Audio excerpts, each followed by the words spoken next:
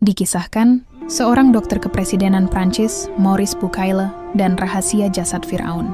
Maurice Bucaille lahir di Pont-l'Évêque, Prancis pada 19 Juli 1920, dan kemudian menjadi salah satu dokter bedah paling dikenal di Prancis, khususnya di bidang gastroenterologi.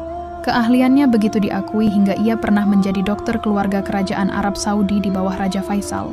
Pada tahun 1975, pemerintah Prancis menawarkan bantuan kepada pemerintah Mesir untuk meneliti dan memulihkan mumi Firaun yang dinilai masih utuh di Museum Mesir, Museum Kairo.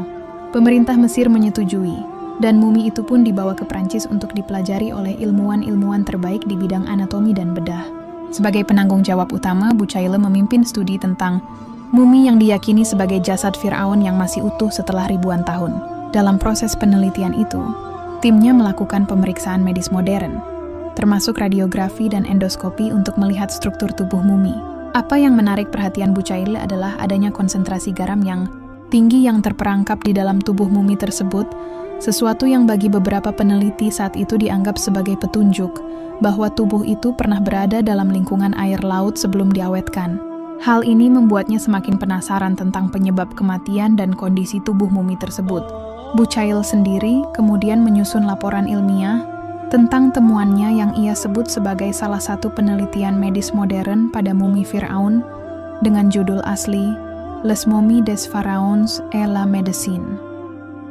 Di tengah penelitian ini, seorang kolega memberitahunya bahwa umat muslim sudah lama mengetahui fakta bahwa jasad Firaun tetap utuh setelah tenggelam di laut. Sebuah narasi yang diceritakan dalam surat Yunus ayat 92 di Al-Quran. Bucaille terkejut. Bagaimana mungkin sebuah teks yang sudah ada sejak abad ke-7 Masehi bisa mencakup detail tentang nasib jasad Firaun, sementara penemuan mumi itu sendiri baru dilakukan di akhir abad ke-19? Ia mulai membaca lebih jauh, termasuk membandingkan dengan narasi dalam kitab Taurat dan Injil, yang menyebutkan tentang tenggelamnya Firaun tetapi tanpa menyebut tentang keutuhan jasadnya setelah itu. Pertanyaan-pertanyaan ini terus memenuhi pikirannya. Ia bahkan menghabiskan malam-malam panjang merenungkan bagaimana ilmu pengetahuan modern dan kisah kitab suci bisa saling berkaitan dalam kasus jasad Firaun ini. Setelah pulang dari konferensi medis di Arab Saudi, di mana ia mendiskusikannya temuannya dengan ahli anatomi muslim yang kemudian membacakan ayat Al-Quran tersebut, Bucaille mengalami perubahan besar dalam pandangannya tentang sains, sejarah, dan wahyu. Ia merasa bahwa apa yang dilihatnya di laboratorium memiliki relevansi dengan narasi ilmu dan pengetahuan dalam teks suci. Pengalaman ini mendorongnya untuk menulis buku berjudul The Bible, The Quran, and Science, yang kemudian menjadi fenomena